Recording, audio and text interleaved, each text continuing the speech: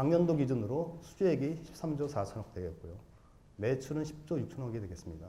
그 주요 사업은 건설이 다루고 있는 모든 분야를 이제 저희가 다루고 있습니다. 플랜트, 전력, 토목, 건축, 주택, 개발. 그러니까 보유 현장 수는 현재 334개 현장이고 저희 총 임직 건수는 6,500명 가량이 되고 여기에 이제 저희가 해외 인도의 설계법인 또 필리핀의 설계법인이 있습니다. 그래서 그 부분을 합친다면 한 8,300명 정도 되겠습니다. 그 중에서 저희 기술본부 및 건축기술연구소는 저희 인원은 지금 한 120명 되는데 주로 특수 분야의 기술 지원과 연구를 좀 담당하고 있습니다. 다음. 저희 회사 비전에 대해서 잠깐 말씀드리면 저희 회사 비전은 창조적 열정으로 세상의 가치를 건설하여 신뢰받는 베스트 파트너 퍼스트 컴퍼니 이렇게 되겠습니다. 여기서 중요한 부분이 이제 세상의 가치 창출인데 오늘 제가 하고자 하는 말이 이 가치 창출에서부터 시작해서 아마 끝날 때까지 가치에 대한 말로 끝을 맺을 것 같습니다. 좀 더 이제 저희 회사에 대한 내용을 좀 보면 저희가 이제 이렇게 석유화학 플랜트라든지 정유 또 가스 플랜트 그다음에 폐기물 소각장이라든지 또는 자원 회수와 같은 환경 플랜트에 대한 부분을 설계하고 기자재 구매, 시공에 대한 부분들을 저희가 다루고 있고요. 그다음에 전력 부분 보면 복합 열병합 발전소라든지 그다음 원자력 발전소, 신재생 에너지 발전소와 같은 부분도 역시 설계, 그다음에 기자재에 대한 구매, 시공을 하고 있습니다. 또 건축 부분은 뭐 오피스라든지 호텔, 또 여러분이 있는 학교, 또 병원, 또 저희가 이제 주택을 하고 있습니다. 사실 오늘 제가 이제 CTO 강연이 있었는데 제가 그동안 한 2년간 이런 강연을 해달라는 요청에 대해서 제가 정중하게 고사를 했던 부분이 있습니다. 그 이유는 뭐냐면 제가 아는 게 별로 없고 그 다음에 경험도 별로 없는 상태에서 또 말도 좀 얼버무립니다. 그래서 고사를 했는데 올해 이대에서 한다 그러니까 생각이 좀 달라졌어요. 왜냐하면 조만간 여기 계신 분들이 저희 GS가 하고 있는 아파트가 자이라고 엑사이라고 하는 브랜드를 갖고 있는 아파트인데 거기에 대부분 주요 고객이 될 것 같아서 제가 이 자리에 참석하게 됐습니다. 여러분 앞으로도 우리 지금 현재 자이 아파트가 우리나라에서 가장 브랜드적으로 가장 인기가 있고 가장 선호하는 그런 아파트가 되겠습니다. 그래서 지속해서 저희 아파트에 대해서 관심과 격려를 가져주셨으면 고맙겠습니다. 토목에 대한 부분은 요즘 뭐 교량이라든지 또 고속도로, 그다음에 지하철, 또 철도, 또 차량기지, 또 항만 같은 것들이 있고요. 그다음에 개발 부분들은 신도시 개발, 리조트, 골프코스 이런 전체적인 건설 분야를 총망라하고 있습니다. 계속 넘어가. 그림 보시죠. 계속 넘어가고. 전부 다 설명드렸던 그런 내용이 되겠습니다. 요거 잠깐만. 요거는 최근에 저희가 그 싱가포르의 그 응템퐁 병원이라고 굉장히 제가 볼 때는 세상에서 제일 어려운 병원 같아요. 그래서 제일 아름다운 병원을 저희가 작년에 완공을 했었습니다. 그래서 잠깐. 요거는 지금 현재 저희가 아파트는 자이 아파트, XI라고 해서 그 뜻은 엑스트라 인텔리전스인데 작은 스튜디오 타입의 아파트도 하고 있습니다. 그런 부분을 저희가 명칭을 자이 엘라라고 해서 아마 이대 입구에 여기 아마 건설 완공해서 지금 입주해서 살고 있는 걸로 알고 있습니다. 계속.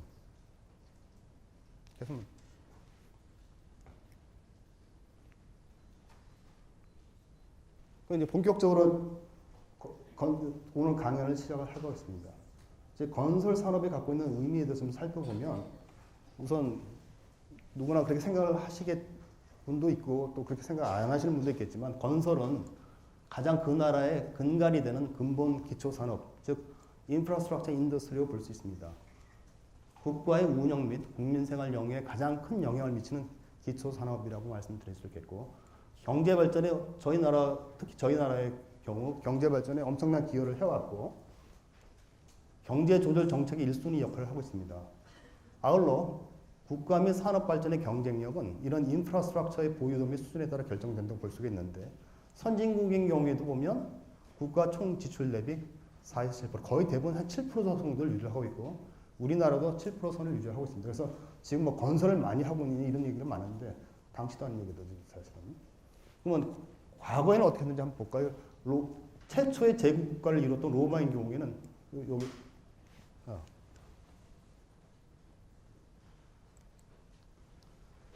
제가 볼 때는 로마를 있게 만든 요인들이 여러 가지가 있는데 가장 중요한 요인으로 두 가지를 제가 볼 때는 생각을 하고 있습니다. 하나는 최초의 고속도로죠. 고속도로 볼 수 있는 이 아피아 가도하고 그 다음에 실질적으로 물이 굉장히 중요한 부분인데 상수를 끌어들인 이 수도교 건설이 가장 로마 제국에 큰 영향을 줬다고 볼 수 있겠습니다. 지금 이 도로를 보게 되면 단순하게 땅을 다져서 만든 도로가 아니고 땅을 파고 적절하게 돌과 여러 가지 부수물들을 이용해서 도로를 다져서 최종적으로 포장선을 까는 그런 도로를 지금 현재까지도 좀 남아있는 그런 상태가 되겠습니다. 그래서 이런 하나 층을 스트라타라고 합니다. 그래서 지금 현재 스트라타가 현재 그 도로라고 하는 의미 스트레이트의 어원이 되겠습니다. 그 다음에 이 도시를 큰 나라를 일으키는데 가장 중요한 게 물에 대한 부분인데 계곡이라든지 호수에 그는 신선하고 깨끗한 물들을 이 수로를 이용해서 공공시설이라든지 또 욕장 또 각각 가구에 공급을 했습니다. 요 수로관이 이제 상부에 있는데 이 수로를 통해 가지고 물을 공급해서 오늘날 로마가 최초의 제국을 이뤘던 그런 원인이 되지 않나 생각이 듭니다.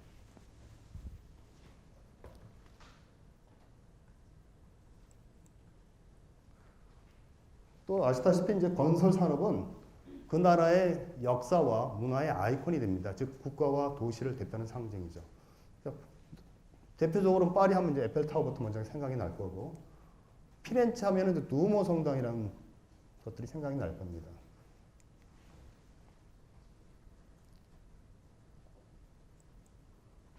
그러면 잠시 보시면 이게 아마 미켈란젤로 광장에서 찍어진 모습 같은데 피렌체 하면 가장 대표적인 게 이제 두오모 성당이 도움이죠. 도움. 그러니까 이 도움은 르네상스를 열었던 천재 건축가 브루넬레스키에 의해서 설계가 되고 시공이 이루어진 그런 건축물이 되겠습니다. 원래 브루넬레스키는 애초에 건축가가 아니었어요. 처음에는 금속 세공가였는데 이 성당 앞에 세례당의 부분에 청동문을 컴피티션이 이루어졌는데 거기에 기베르티라는 그 금속 세공가하고 브루넬레스키가 경합이 붙어서 최종적으로 아깝게 한 표 차이로 기베르티한테 넘어갔어요. 그래서 이 사람은 실망을 했지만 낙심을 하지 않았습니다. 그래서 이 사람이 여기 피렌체를 떠나서 그리스와 특히 로마를 돌아봐서 건축을 공부를 하기 시작했어요. 최종적으로 다시 돌아와서 이 부분, 이 돔 부분이 이제 최초의 건설에서는 컴피티션, 꼼페라고 하는데 경쟁 경기에서 이루어진 겁니다. 그래서 이 돔을 통해서 결국 피렌체를 대표하는 아름다운 성당을 만들었다 볼 수 있습니다.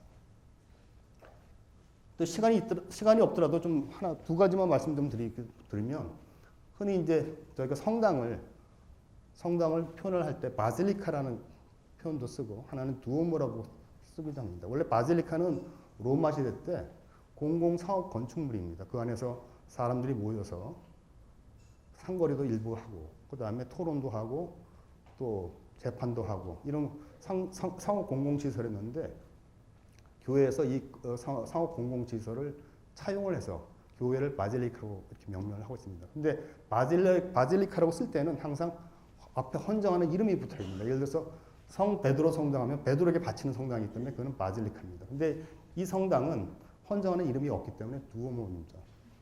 예를 들어서 밀라노에 가면 이런 형태가 아닌 고딕에 대한 멋진 두오모를 볼 수가 있는데 그거는 이제 헌정하지 않았기 때문에 그걸 두오모라고 이렇게 표현을 하고 있습니다.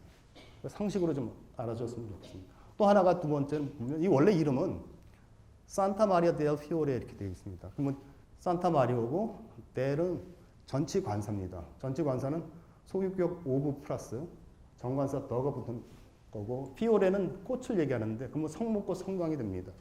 알다시피 이태리어라든지 또는 스페인어는 불조어이기 때문에 부사만 빼놓고 모든 품사가 성과 수에 따라서 변화합니다. 근데 델을 봤더니 이게 남성이거든요. 결국 얘기는 피오레가 꽃이 남성 명사입니다. 즉 꽃은 따다가 여성분한테 바치거나 아니면 젊은 처자가 따가는 것이기 때문에 아마 남성으로 표현을 한 것 같습니다.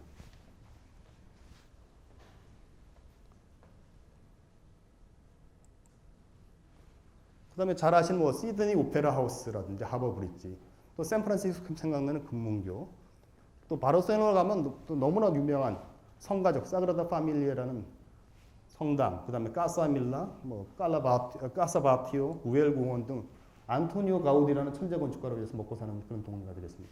너무 유명해서 여기서 저희가 달지는 않았어요. 그 다음에 스페인에 가보면 이제 빌바오가 있는데 이거 한번 다시 보겠습니다.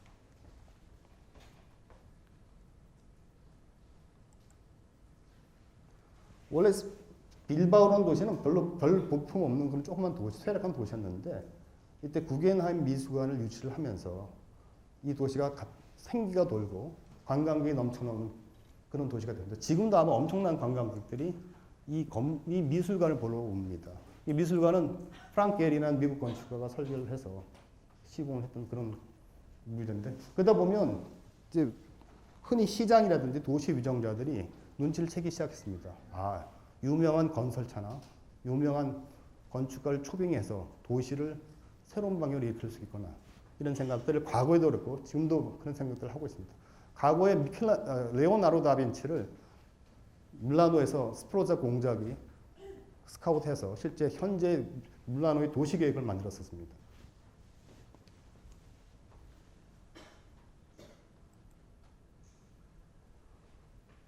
하나만 더 보면 스웨덴에 또 말메라고 있습니다.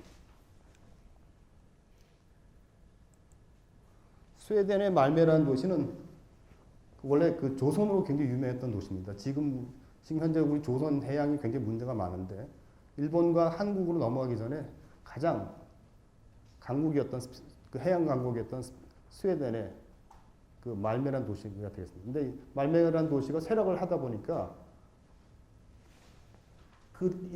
이 생기를 넣어주기는 방편으로 스페인이 낳은 현재 가장 모짜르 같은 건축가가 있습니다. 깔라트라바라는 건축가가 있는데 그 사람을 영입을 해서 이 꽈배기 빌딩을 만들었어요.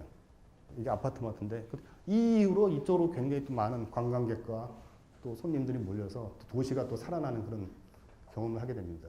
그 후로 이런 꽈배기 모양 때문에 그 후로 최근에 한 20년간 건물이 다 비틀어지는 건물들이 생겨났습니다.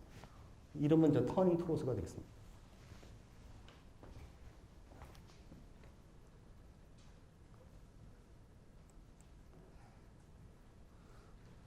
우리나라는 어떨까요? 우리나라 한번 볼까요?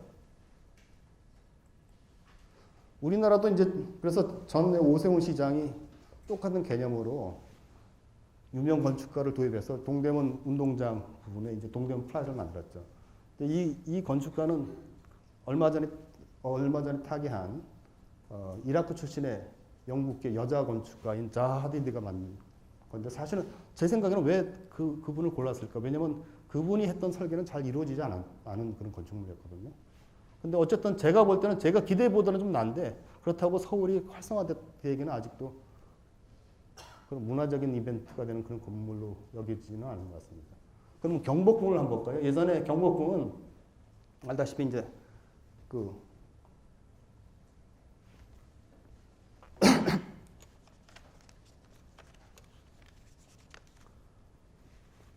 삼봉대감이 삼봉 정도전께서 마스터 플랜을 3개월 만에 끝냈습니다.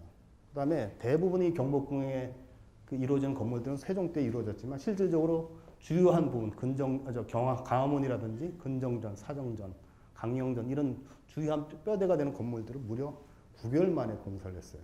옛날에도 굉장히 빠르게 공사를 했습니다. 그러니까 저희 전통 건축이 갖고 있는 부분들이 의외로 국법들이 모듈화되어 있어서 빨리 시공을 하고 때로는 그 부분들을 다른 데 이전할 수 있는 그런 아주 굉장히 매력적인 강점들을 갖고 있습니다.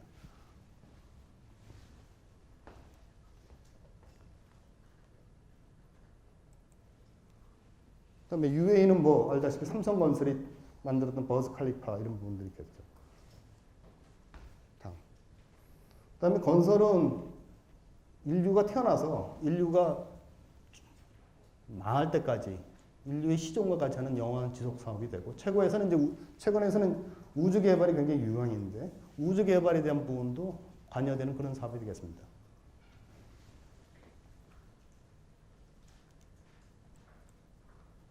이건 한국건설기술연구원의 그 이태식 원장이 말씀드린 건데 우주에 대한 부분도 말씀드렸다시피 탐사와 자원 채취, 자원 운송 이후의 모든 일은 건설 기술의 핵심이라고 강조를 하고 있습니다.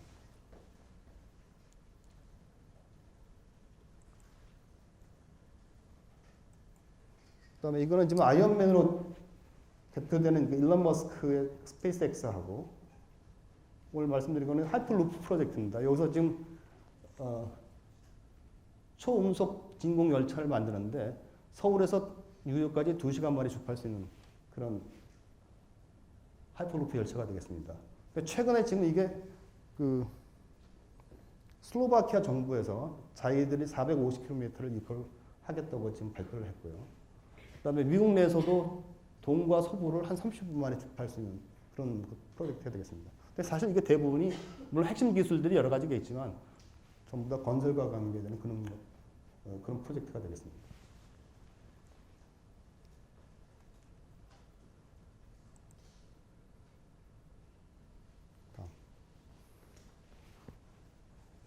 그러면 지금 현재 전통 산업에서 건설 환경은 좀 어떤 위치에 있는가를 좀 살펴보도록 하겠습니다. 지금 현재 작년도에 국토교통부에서 저희가 해외 건설 50년 동안에 수주액이 7천억 불을 돌파했다고 하지만 지금 시점에서는 국내를 포함한 건설 환경은 특히 우리나라의 건설 환경은 혼란의 시대로 말씀드려 있고 지금 답이 없는 아포리아라고 얘기를 하는 사람도 있습니다.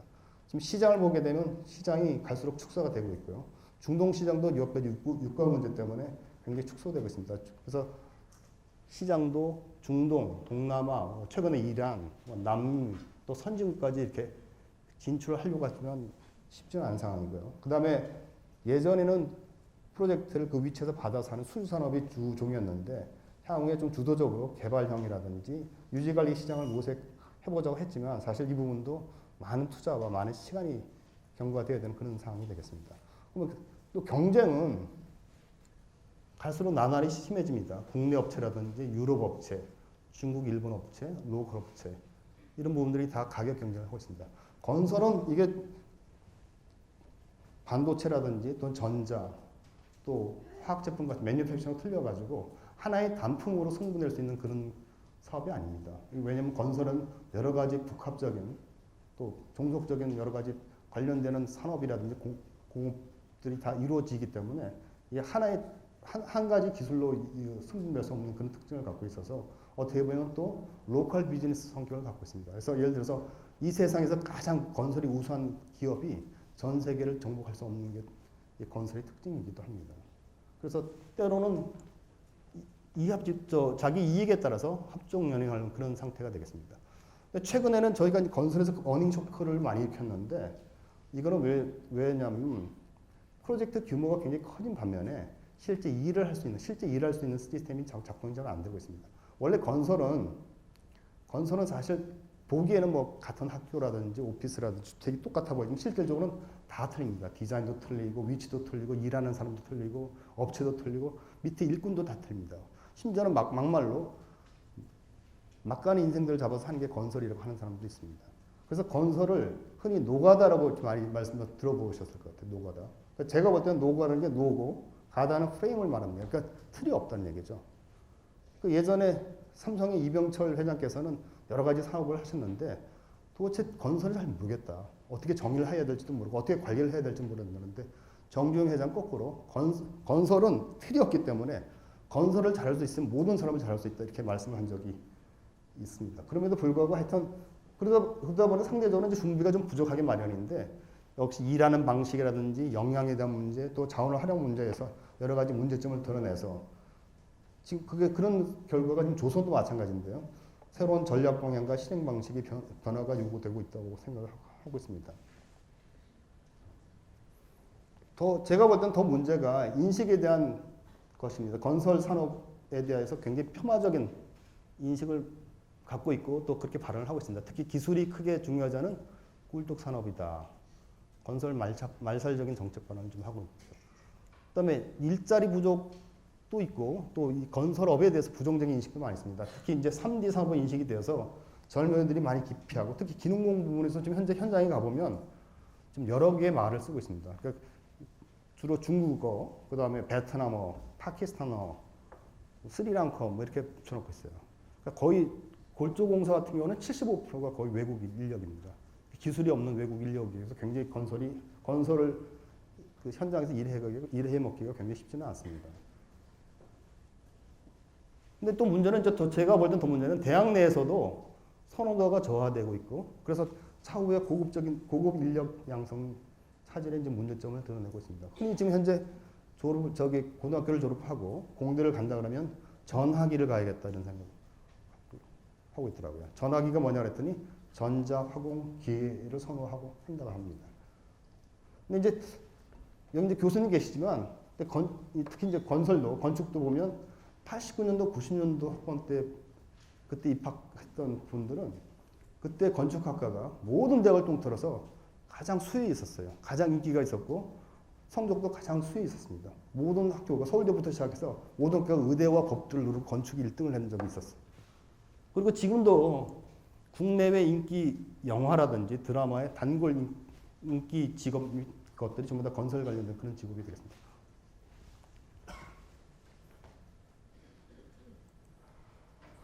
그러면 이제 거제도의 외도에 가면 우리나라에서 본격적으로 한류를 일으켰던 겨울연가의 마지막 장면이 나오는 그런 집이 되겠습니다. 그러니까 그때 그 주인공이었던 배용준이 건축가였던 배용준이 눈이 먼 상태에서 새지우를 만나게 되는 그런 주택이 됩니다. 굉장히 예쁩니다. 가서 보면. 실제 이 건물은 건국대 강병균 교수가 설계를 한 걸로 알고 있습니다.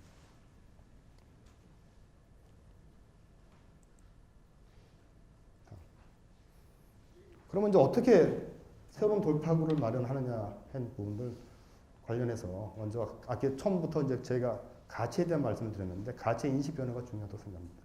제가 이제 가치 인식 변화에 대한 설명을 드리기 위해서 그림을 3개 이렇게 선정을 했어요. 근데 제가 이게 그림에 대해서 전문가는 아니고 그림을 그냥 좋아하는 아마추어인데 하나는 신고전주의의 그림하고 그 다음에 인상파에 나온 대표적인 그림 또 신인상주의에서 나왔던 그림을 이제 들고 설명을 합니다. 근데 제가 전문가가 아니기 때문에 제가 말씀드린 그림에 대한 내용은 저의 개인적인 생각이라고 전제해 주시면 좋겠습니다.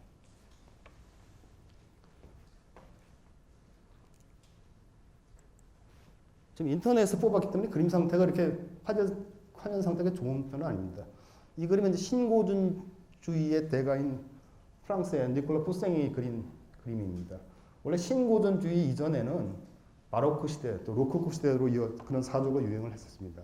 근데 시간이 갈수록 너무 형식적인 과다한 표현이라든지 또 너무 지나친 장식으로 이제 실증이 나게 된 그런 때가 되었습니다. 그래서 너무 과하지도 않고 또 너무 장식도 너무 과하지 않는 그런 어떤 고전의 어떤 절대된 아름다움 그러면서도 숭고하고 장애한 그런 고전미를 추구하는 경향이 다른데 그게 이제 신고전주의가 되겠습니다. 근데 포생이라는 사람은 그때 신고전주의를 대표하는 그 화가고 그 사람의 가장 대표적으로 저는 보고 있습니다. 제목은 에틴 아르카디아 에고 이렇게 되어 있는데 이제 이 사람이 신고전주의니까 불어를 안 쓰고 라틴어를 썼습니다. 그러니까 에트는 존재한다는 것이고 아르카디아는 지명 이름입니다. 근데 에고는 나죠. 그래서 나는 이 제목은 원래 여기 이제 묘지가 있고 여기 묘지명이 써져 있는 거와 같은 겁니다. 그래서 나는 아르카디아에도 나는 존재한다는 뜻인데 여기서 나는 죽음이라는 뜻입니다.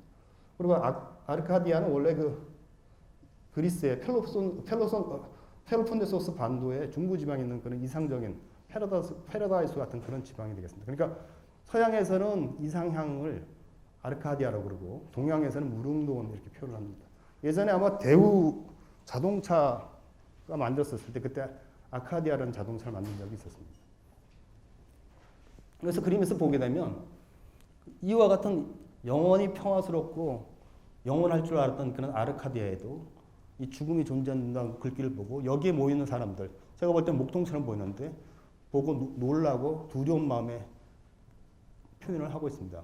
그런데 그림을 보게 되면 옷에 화려하지 않지만 이 사람들의 신체적인 표현, 신체적인 아름다운 모습이라든지 또 이렇게 그다음에 이런 옷의 주름 이런 걸 보면 굉장히 절제되고 굉장히 아름다운 모습을 띠고 있고 특히 여기 이분은 이게 뭐 여자 목동인지 거의 뭐 여신이 강림한 듯한 보입니다. 그래서 이런 절제적인 아름다움을 표현한 그림이 되겠습니다. 근데 이 그림이 스스로가 자기 한계를 또 드러낸다는 것들. 결국 이 그림에도 끝은 있다고 볼 수 있습니다. 이 그림 자체가. 그러니까 이 그림 자체에 아르카디에도 나 죽음이 있다듯이 이 그림에도 한계는 있다 이렇게 스스로 어떻게 보면 불길한 그런 느낌을 주는 그런 그림이 되겠습니다. 왜냐하면 후세 이제 처음엔 각광을 받다가 후세 화가들이 이 그림을 보고 이 그림은 너무 예쁘고 멋있게 그리기 위해서 형식적이고 자기적 그런 실제 없는 풍경을 그리고 그다음에 인간의 모습을 그렇게 그려서 너무 자기적이고 형식적인 그림이다. 이거는 사기다 이렇게 얘기를 하고 있어요.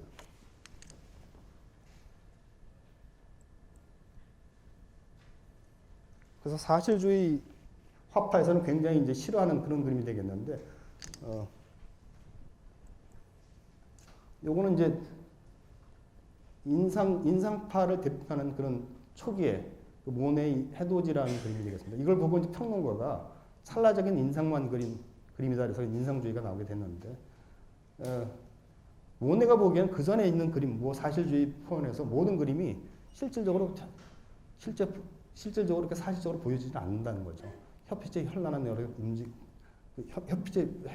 빛에 의한 여러 가지 반사되는 그런 아름다움 이런 것들이 실제로 느껴지지 않기 때문에 이 사람은 캔버스가 없고 현장에 나가서 늘 사생하고 관찰하고 그리는 것입니다. 그래서 순간적으로 느껴지는 이런 아름다움까지도 사실적으로 잡아내려고 했던 그런 그림이 되겠습니다. 그래서 제가 볼 견제는 오히려 이 인상주의의 그림은 극사실적인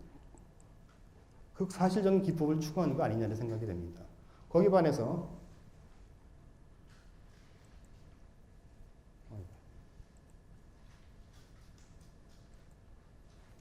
그 다음에 이제 신인상파가 나오는데 신인상파 중에 신인상주의를 대표하는 고갱의 제목은 우리는 어디에서 왔다가 어디로 가는가 그런 그림이겠습니다. 고갱은 마지막에 타히티에서 머물면서 야만스러울 정도로 원시적인 어떤 그런 생명력 이걸 그린 사람인데 이 그림은 조금 그런 부분도 있지만 이 그림은 거기에 토속적인 신앙과 기독교적인 것들 그 다음에 불교적인 윤회 사상을 넣어서 사람이 태어나서 자라나고 성장해서 죽을 때까지 이런 자연에 대한 순환과 거기에 따른 그러면서도 그에 따른 원시성 이걸 표현했던 그림입니다. 그래서 이 그림을 보고 서머셋 모음이 감탄을 한 나머지 그의 소설 달과 육편사라는 글에서 이 그림을 바티칸 시스틴 성당에 있는 미켈란젤로가 그렸던 천지창조와 비견한 그런 표현이 나옵니다. 그래서 신인상주의는 오히려 거꾸로 실제 보이는 사실적인 모습이 중요한 게 아니고 본질적인 감정이라든지 또 강한 생명력, 다원적인 변화를 추구하게 돼서 현대회화의 새로운 지평선을 열게 됩니다. 즉 새로운 가치에 대한 인식 창출을 통해서 새로운 가치를 보게 되는 것들이죠.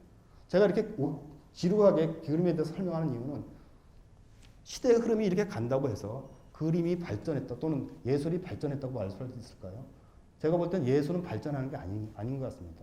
예술은 새로운 가치를 전개를 통해서 드러내는 것이라고 생각합니다. 문화도 일부 그런 속성이 보고 기술은 어떻게 생각합니까? 기술은 발전이라는 말을 쓸 수 있겠죠. 근데 제가 볼 때는 기술에 있어서도 발전도 중요하지만 새로운 가치에 대한 전개가 더 중요한 거 아닌가 생각을 해서 그 부분이 오늘 강연의 키포인트가 되겠습니다. 우리가 공학도로서 생각해야 될 부분이 계속 새로운 테크놀로지의 발전도 중요하지만 그 부분에 대한 가치를 어떻게 전개해 날 건가 그거가 또 중요한 문제가 아닌가 생각이 됩니다. 그래서 지금 건설에서는 이런 앞에 나온 그 문제점을 해결하기 위해서 근거리적으로는 두 가지 방향을 쓰고 있습니다. 하나는 우리가 잘할 수 있는 건설이 잘할 수 있는 강점 기반을 선택과 집중을 하고 그 다음에 일을 아주 스마트하게 하는 방법을 택하려고 하고 있습니다. 지금 각 회사마다 내가 잘할 수 있는 부분들을 즉 강점과 미래의 성장 동력 관점에서 내가 잘할 수 있는 시장, 내가 잘할 수 있는 분야를 선택하고 집중을 해서 거기에 일하는 방식을 첨단화 툴을 쓴다든지 고도화 장비를 활용해서 스마트 워킹을 좀 추구를 하고 있습니다. 지금 그림 보면 지금 이제 여기 병원에 대한 건물인데 병원에 대한 설계 및 공사를 하기 전에 이렇게 3D로 다 모델링을 하게 됩니다. 근데 이 단순하게 이제 모델링 된 게 중요한 게 아니고 이 하나하나 요새는 정보가 들어가 있어서 실제 모델을 바꿀 때마다 정보에 의한 가치로 평가가 달라지는 그런 그림이 되겠습니다. 그다음에 지금 현장에서도 드론을 활용해서 실제 현황에 대한 측정뿐만 아니고 실제 구조물에 대한 여러 가지 내구성에 대한 문제라든지 또는 이동하면서 측량에 대한 부분도 활용을 하고 있습니다. 또 오큘러스를 끼고 현재 아파트 내부에 모델 하우스를 없이 내부에 여러 가지 전개되는 모습을 보기도 하고 또는 실제 위험 작업에 앞서서 사전에 시뮬레이션 효과도 볼 수 있는 이런 어프로치를 또 하고 있습니다.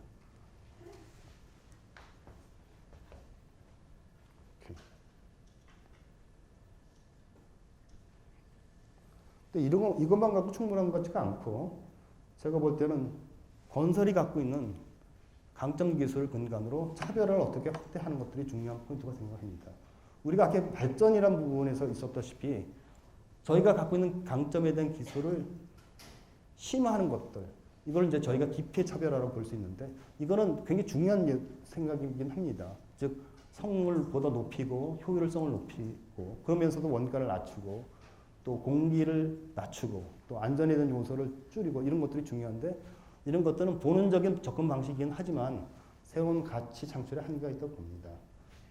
오히려 말씀드려 새로운 가치에 대한 전개가 중요한데 내가 갖고 있는 강점 기술을 어떻게 여하이 확대를 해서 가치를 또 생산해내느냐 이것도 중요하고 생각합니다. 즉 내가 갖고 있는 강점을 토대로 앞으로 나오는 유망사업 예를 들어서 에너지 사업이라든지 의료, 생명공학, 스마트 자동차, 특수 소재 등 또 유망 기술, 뭐 IoT 기술이라든지 또 빅데이터, 인공지능, 3D 프린팅, 드론 이런 걸 접목해서 새로운 컨텐츠를 갖고 있는 새로운 컨텐츠 바탕의 기술과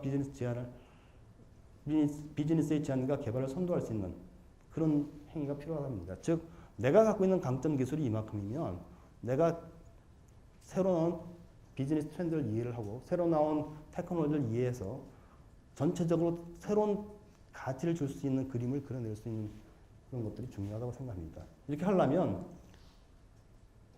타 분야와 가치의 컨셉을 공유하고 소통할 수 있는 또 리딩할 수 있는 테크니컬 리더십이 무엇보다 필요하다고 하겠습니다.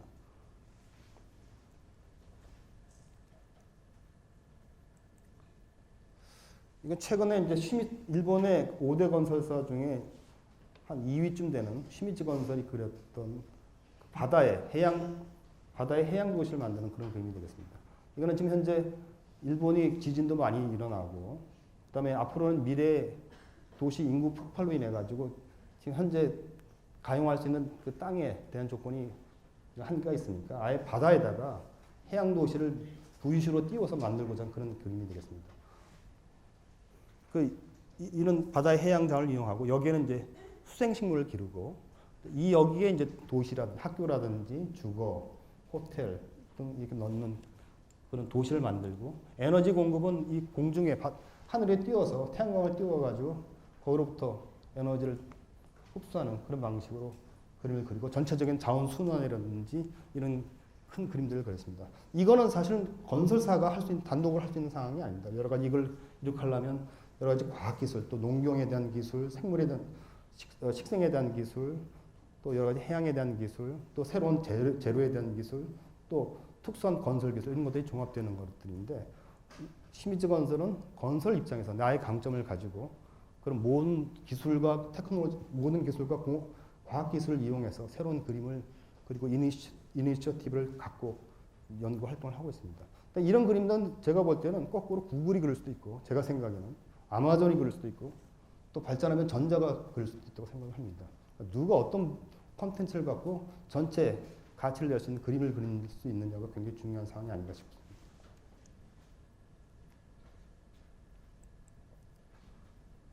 직접 건설하고 관계는 없지만 최근에 그 인구에 해제되고 있는 공유 경제 관련해서 지금 우버, 여러분이 잘 아시는 우버는 택시 또는 운전기사 하나 없이 작년도 매출액이 2조인데 지금 기업에 대한 평가가 300배 곱하기 그러니까 매출액의 300배로 평가되고 있습니다. 그러니까 새로운 아이디어, 새로 판을 바꿀 수 있는 그런 틀에 대한 생각으로 비즈니스 플랫폼을 만들어서 실제 하는 그런 내용이 되겠습니다.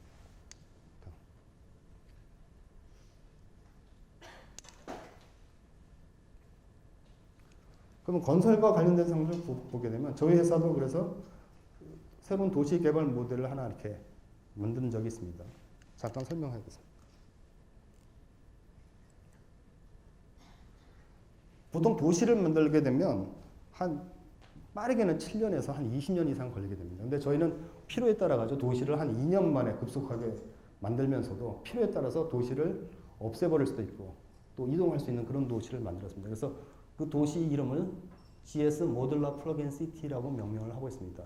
즉, 요 도시 하나하나가 한 1km by 1km 정도에서 근린주구 정도에 되는데 이 도시 9개가 모이면 분당과 같은 도시가 되겠습니다.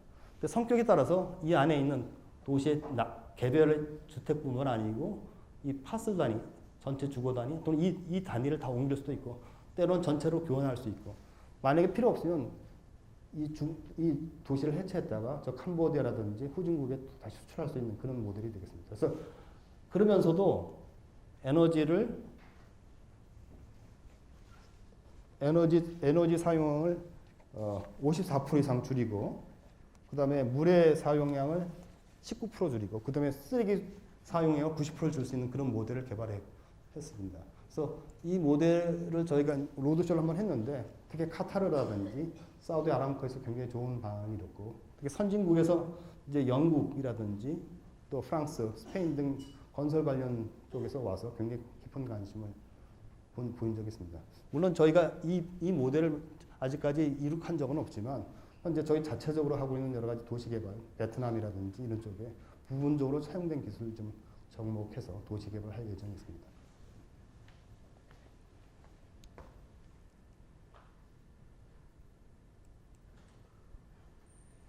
그 지멘스를 보게 되면 지멘스가 최근에 지멘스는 이제 여러분이 다 알다시피 의료기기 관련된 글로벌 기업입니다. 즉 지멘스가 개발한 MRI라든지 또 각종 엑스레이 기기 장비 이런 것들이 다 지멘스가 만든 건데 그런 의료 장비라든지 의료 기기의 본질은 갖고 있던 여러 가지 센싱 기술, 또 제어하는 기술, 통신 기술들이 등 과학 기술이 가장 주된 자기 역량입니다. 근데 가만 생각해 보니 이 자기 핵심 역량을 꼭 인간의 몸에만 쓸 게 아니고 도시를 제어하고 도시를 관리하는 데 쓰면 어떻겠느냐는 생각으로 인해서 한 5, 6년 전부터 도시 개발을 커다란 사업의 아이템을 갖고 있습니다. 그래서 지멘스 부회장은 기조연설에서 우리의 삶과 비즈니스는 정부화로 크게 변했지만 도시 인프라는 정부화 수준에 미치지 못하고 있다 하면서 도시 개발을 자기의 커다란 사업의 하나의 방향으로 삼고 있습니다. 구글은 어떨까요? 구글은 보면 최근에 구글 자회사에 구글 플럭스라는 자회사를 만들었습니다. 구글 플럭스를 만들어서 구글이 갖고 있는 매핑 기술을 이용해서 도시를 이렇게 3D 모델링을 하고 실제 개발에 필요한 모든 데이터를 제공하는 플랫폼 비즈니스를 좀 하고 있습니다. 즉 예를 들어서 이런 구역에 새로운 건축물이라든지 새로운 건설물을 건설하고자 하면 여기에 관련되는 도시법규, 건축법규가 다 제공이 되고요. 그 다음에 여기에 관련된 주변의 인포메이션, 즉 차량의 양이라든지 범죄율, 민원에 대한 사항들, 그 다음에 도시에 대한 여러 가지 미규에 대한 사항들 이런 것들이 다 제공이 돼서 심지어는 여기에 원하는 기간을 넣으면 가장 적합한 공기까지 공사 방법이라든지 이런 부분까지 서비스하는 플랫폼 비즈니스를 좀 하고 있습니다.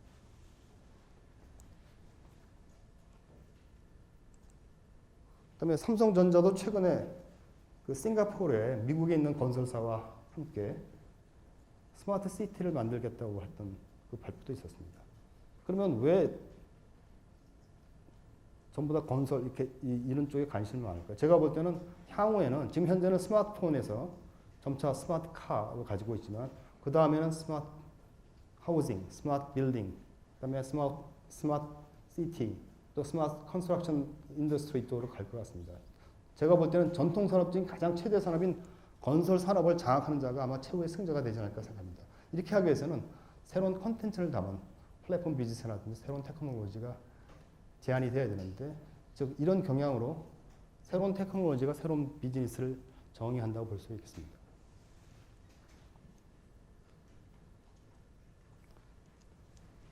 마지막입니다. 공학도 및 기술인으로서 바람직한 방향은 제가 한번 써보았는데요. 그래서 지금 현재 여기 계신 분을 보면 뭐 컴퓨터 공학도 하시고 또 전자공학에서 오신 분도 있고 그다음에 건축을 하신 분도 있고 또 뭐 그 섬유공학도 하시고 있는데, 전통 산업 분야도 결론적으로 말씀드린다면 지속적이고 큰 기회가 존재한다는 것들이죠. 근데 중요한 거는 차별화 가치에 대한 인식 변화가 굉장히 중요하고, 그러기 위해서는 창조력과 인성 바탕의 테크니컬 리더십이 배양이 굉장히 중요하다고 볼 수 있겠습니다.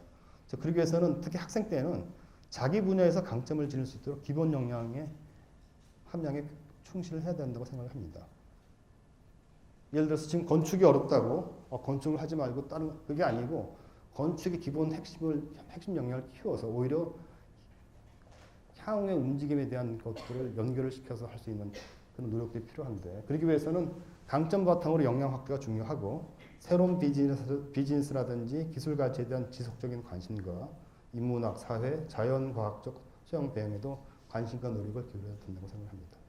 우리 공학도는 결국 세상에 제가 볼 때는 한마디로 정의를 한다면 add, differentiating values, 그러니까 차별화된 가치를 부여하는 사람이 되겠습니다. 근데 그는 부여하는데 어떤 방식으로 하느냐? A는 아랫대는 히라바에서 인문학의 본질로 얘기되는 탁월함을 얘기합니다. 탁월함을 추구를 하면서 dignity, 품격을 지니면서 devotion, 자기가 속해 있는 사회라든지 또 나라, 또 세상에 헌신할 수 있는 쪽으로 차별화된 가치를 부여하는 사람이 우리 공학도가 아닌가 이렇게 생각됩니다. 제가 두서없이 그냥 이렇게 말씀을 드렸는데 이걸로 그냥 강의를 마치도록 하겠습니다. 감사합니다.